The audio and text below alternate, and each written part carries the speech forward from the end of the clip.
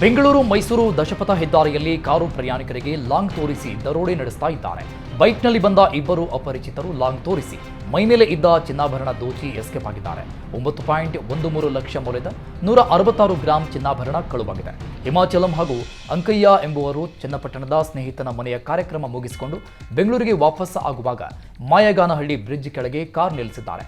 ನಿದ್ದೆ ಬರ್ತಾ ಇದೆಯೆಂದ ಮುಖ ತೊಳಿತಾ ಇದ್ದ ವೇಳೆ ಬೈಕ್ನಲ್ಲಿ ಎಂಟ್ರಿ ಕೊಟ್ಟ ಖತರ್ನಾಕ್ಗಳು ಲಾಂಗ್ ತೋರಿಸಿ ಚಿನ್ನ ಕದ್ದು ಎಸ್ಕೇಪ್ ಆಗಿದ್ದಾರೆ.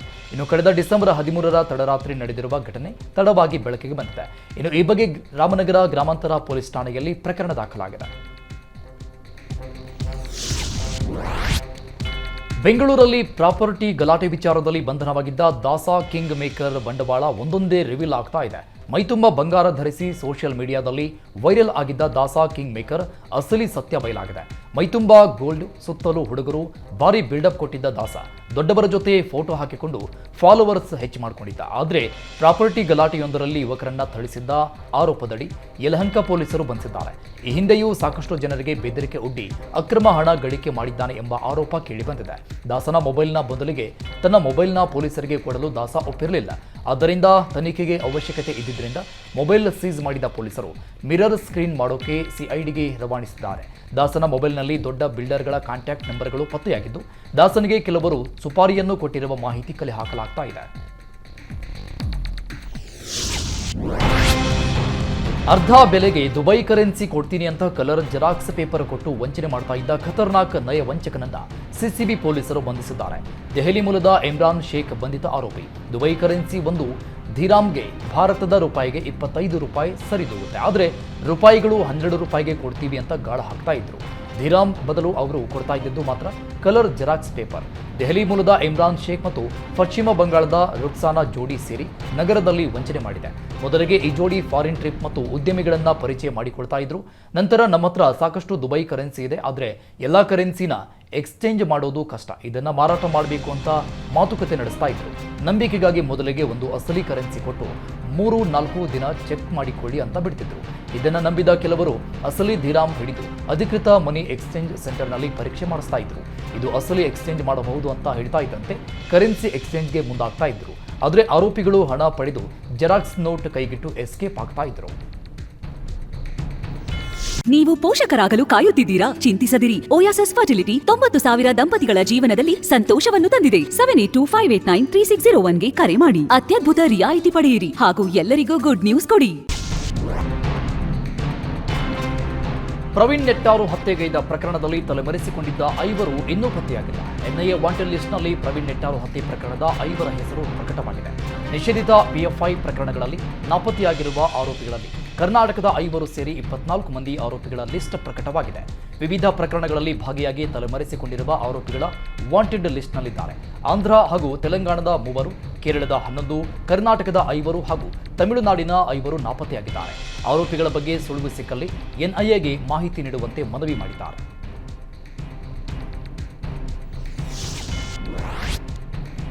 ಖಲೀಂ ಮತ್ತು ಸಭಾ ಎಂಬ ದಂಪತಿಯಿಂದಲೇ ಉದ್ಯಮಿಯೊಬ್ಬ ಹನಿ ಟ್ರ್ಯಾಪ್ಗೆ ಸಿಲುಕಿದ್ದಾನೆ. 2 ತಿಂಗಳ ಹಿಂದೆ ಉದ್ಯಮಿ ಅತಾವುಲ್ಲಾ ಎಂಬುವರನ್ನ ಖಲೀಂ ಪರಿಚಯ ಮಾಡಿಕೊಂಡಿದ್ದಾನೆ. ಈ ವೇಳೆ ಮೊಬೈಲ್ ನಂಬರ್ ಎಕ್ಸ್ಚೇಂಜ್ ಮಾಡಿಕೊಂಡಿದ್ದ ಖಲೀಂ ಕೆಲ ದಿನಗಳ ಬಳಿಕ ಅತಾವುಲ್ಲಾಗೆ ಕರೆ ಮಾಡಿ ಸಭಾಳನ್ನ ಪರಿಚಯ ಮಾಡಿದ್ದಾನೆ. ಈಕೆ ವಿಧವೆ ಅಂತ ಪರಿಚಯಿಸಿದ್ದಾನೆ. ಇದಾದ ಬಳಿಕ ಅತಾವುಲ್ಲಾ ಮತ್ತು ಸಭಾ 2-3 ಬಾರಿ ದೈಹಿಕ ಸಂಪರ್ಕ ಕೂಡ ಬೆಳೆಸಿದರು. ಕಳೆದ ಡಿಸೆಂಬರ್ 14ರಂದು ಅತಾವುಲ್ಲಾಗೆ ಫೋನ್ ಮಾಡಿದ್ದ ಸಭಾ ಆರ್ಆರ್ ನಗರದ ಬಳಿ ಬಾ ಅಂತ ಕರೆದಿದ್ದಾಳೆ. ಬರುವಾಗ ರೂಮ್ ಬುಕ್ ಮಾಡಲು ಆಧಾರ್ ತರುವಂತೆ ಹೇಳಿದ್ದಾನೆ. ದಂಪತಿ ಪ್ಲಾನ್ನಂತೆ ಇದ್ದ ಸಭಾ ಹಾಗೂ ಅತಾವುಲ್ಲಾ ಜೊತೆಯಲ್ಲಿದ್ದಾಗಲೇ ಹನಿ ಟ್ರ್ಯಾಪ್ ಗ್ಯಾಂಗ್ ಎಂಟ್ರಿ ಕೊಟ್ಟಿತ್ತು. ಸಂಚಾರ ನಿಯಮ ಉಲ್ಲಂಘನೆಗಳನ್ನು ಬೆಂಗಳೂರು ಪೊಲೀಸರು 2 ವರ್ಗಗಳಾಗಿ ವರ್ಗೀಕರಿಸಿ ಸುತ್ತೋಲೆ ಹೊರಡಿಸಿ ಆದೇಶ ಮಾಡಿದ್ದಾರೆ. ಸಂಚಾರ ಮತ್ತು ರಸ್ತೆ ಸುರಕ್ಷತೆ ಹೆಚ್ಚುವರಿ ಪೊಲೀಸ್ ನಿರ್ದೇಶಕ ಸೀಮಂತ್ ಕುಮಾರ್ ಸಿಂಗ್ ಆದೇಶ ಹೊರಡಿಸಿದ್ದಾರೆ. ವರ್ಗ 1ರ ನಿಯಮ ಉಲ್ಲಂಘನೆಗೆ ಪ್ರಥಮ ಆದ್ಯತೆ ನೀಡಬೇಕು ಅಂತ ಸುತ್ತೋಲೆಯಲ್ಲಿ ಉಲ್ಲೇಖಿಸಲಾಗಿದೆ. ಮದ್ಯಪಾನ ಮಾಡಿ ಚಾಲನೆ, ಅತಿವೇಗ, ಅಜಾಗರೂಕ ಚಾಲನೆ, ವಾಹನ ಚಾಲನೆ ಮಾಡುವಾಗ ಮೊಬೈಲ್ ಫೋನ್ ಬಳಸುವುದು ಸೇರಿದಂತೆ 26 ವರ್ಗಗಳನ್ನು ವರ್ಗ 1ರಲ್ಲಿ ಸೇರ್ಪಡೆ ಮಾಡಲಾಗಿದೆ. ಇನ್ನು ವರ್ಗ 2ರಲ್ಲಿ ಹೈಬೀಮ್ ಲೈಟ್ಗಳನ್ನು ವಾಹನಗಳಲ್ಲಿ ಬಳಸುವುದು, ನಿಷಿದ್ಧ ಪ್ರದೇಶದಲ್ಲಿ ಹಾರ್ನ್ ಬಳಸುವುದು, ಪಾದಾಚಾರಿ ಮಾರ್ಗದಲ್ಲಿ ವಾಹನ ಚಾಲನೆ ಮಾಡುವುದು ಸೇರಿದಂತೆ 20ಕ್ಕೂ ಹೆಚ್ಚು ನಿಯಮಗಳನ್ನು ಸೇರ್ಪಡೆ ಮಾಡಲಾಗಿದೆ. ಬ್ರಿಟಿಷರ ಕಾಲದಲ್ಲಿ ಪುನರ್ ನಿರ್ಮಾಣಗೊಂಡ ಗೋಕರ್ಣದ ಚಂದ್ರಶಾಲೆಯಲ್ಲಿ ಬಿರುಕು ಕಾಣಿಸಿಕೊಂಡಿದೆ. ನೆಲ ಹಾಗೂ ಗೋಡೆಗಳ ಮೇಲೆ ಬಿರುಕು ಕಾಣಿಸಿಕೊಂಡಿದ್ದು ಭಕ್ತರು ಆತಂಕದಲ್ಲಿದ್ದಾರೆ. ಕ್ಷೇತ್ರದೊಳಗಿನ ಪ್ರವೇಶಕ್ಕೆ ಪಶ್ಚಿಮ, ದಕ್ಷಿಣ ದ್ವಾರ, ಸಮುದ್ರ ಸ್ನಾನ ಬಳಿಕ ಜನ ಪಶ್ಚಿಮ ದ್ವಾರ, ದಕ್ಷಿಣ ದ್ವಾರದಿಂದ ಪ್ರವೇಶ ಮಾಡ್ತಾರೆ. ದಕ್ಷಿಣ ದ್ವಾರದ ಮೇಲಿರುವ ಛಾವಣಿ ಕುಸಿದು ಬಿದ್ದರೆ ಸಾವು ನೋವುಗಳಾಗುವ ಸಾಧ್ಯತೆ ಇದೆ. ಜನವರಿಯಲ್ಲಿ ಅಯೋಧ್ಯೆಯ ರಾಮ ಮಂದಿರ ಉದ್ಘಾಟನೆ ಆಗ್ತಾ ಇದೆ. ಹೀಗಾಗಿ ಊರುಗಳಲ್ಲಿ ಗ್ರಾಮಗಳಲ್ಲಿ ಕಾರ್ಯಕ್ರಮ, ಪೂಜೆ ಪುನಸ್ಕಾರ ನಡೀತಾ ಇದೆ. ಜೊತೆಗೆ ರಾಜ್ಯದಿಂದಲೂ ರಾಮ ಮಂದಿರಕ್ಕೆ ಗಂಟೆ ಮತ್ತು ಪೂಜಾ ಸಾಮಗ್ರಿಗಳ ಅರ್ಪಣೆ ಆಗಿದೆ. ಇದರ ಭಾಗವಾಗಿ ಬೆಂಗಳೂರಿನ ಬನಶಂಕರಿ 1ನೇ ಹಂತದಲ್ಲಿ ಅಯೋಧ್ಯೆಯ ರಾಮ ಮಂದಿರಕ್ಕೆ ಘಂಟಾದಾನ ಸಮರ್ಪಣೆ ಮಾಡಿದ್ರು. 2.5 ಟನ್ ತೂಕದ ಗಂಟೆಗಳನ್ನು ಸಮರ್ಪಣೆ ಮಾಡಲಾಗಿದೆ. 30 ಸಣ್ಣ ಗಂಟೆ ಮತ್ತು 38 ಕೆಜಿ ತೂಕದ ಬೆಳ್ಳಿಯ ಸಾಮಾನುಗಳನ್ನು ಸಮರ್ಪಣೆ ಮಾಡಲಾಗಿದೆ.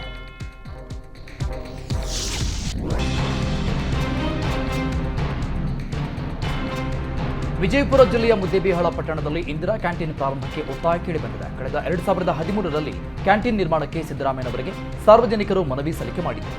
ಈವರೆಗೂ ಇಂದಿರಾ ಕ್ಯಾಂಟೀನ್ ನಿರ್ಮಾಣವಾಗಿಲ್ಲ ಅಂತ ಜನರು ಆರೋಪಿಸಿದ್ದಾರೆ. ರಸ್ತೆ ಸುರಕ್ಷತೆಗಾಗಿ ಪೊಲೀಸ್ ಇಲಾಖೆಯಿಂದ ಆಯೋಜನೆ ಮಾಡಿದ ಜಾಗೃತಿ ಓಟಕ್ಕೆ ಬಲೂನ್ ಹಾರಿಸುವುದರ ಮೂಲಕ ಎಡಿಜಿಪಿ ಅಲೋಕ್ ಕುಮಾರ್ ಚಾಲನೆ ಕೊಟ್ಟಿದ್ದಾರೆ. ಕಲಬುರಗಿ ನಗರದ ಜಗತ್ ವೃತ್ತದಿಂದ ಸರ್ದಾರ್ ವಲ್ಲಭಭಾಯಿ ಪಟೇಲ್ ವೃತ್ತದವರೆಗೆ ಜಾಗೃತಿ ಓಟ ಏರ್ಪಡಿಸಲಾಗಿತ್ತು. ಕಲಬುರಗಿ ನಗರ ಪೊಲೀಸ್, ಜಿಲ್ಲಾ ಪೊಲೀಸ್ ಹಾಗೂ ಯುನೈಟೆಡ್ ಆಸ್ಪತ್ರೆ ಸಹಯೋಗದಲ್ಲಿ ಜಾಗೃತಿ ಓಟ ಆಯೋಜನೆ ಮಾಡಲಾಗಿತ್ತು. ದೇವರನಾಡು ಕೇರಳದಲ್ಲಿ ಶ್ರೀರಾಮ ಉತ್ಸವ ಅದ್ಧೂರಿಯಾಗಿ ನಡೀತಾ ಇದೆ. ಈ ವೇಳೆ ತ್ರಿಶೂರ್ ಎಂಬ ದೇವರ ಆನೆ ರೊಚ್ಚಿಗೆದ್ದು 2 ಕಾರು, 1 ಟಿಟಿ ವಾಹನವನ್ನು ಧ್ವಂಸ ಮಾಡಿದೆ. ಶ್ರೀರಾಮ ಉತ್ಸವಕ್ಕೆ ಕರೆತರಲಾಗಿದ್ದ ಆನೆಯಿಂದ ದಾಳಿಯಾಗಿದ್ದು, ಇನ್ನು ಶ್ರೀರಾಮ ಉತ್ಸವದ ವೇಳೆ ರೊಚ್ಚಿಗೆದ್ದ ಆನೆಗೆ ಸ್ಥಳೀಯರು ಕಲ್ಲೆಸೆದಿದ್ದಾರೆ. ಜನರನ್ನ ನೋಡಿದ ದೇವರ ಆನೆ ಮತ್ತಷ್ಟು ಪುಂಡಾಟ ಮೆರೆದಿದೆ.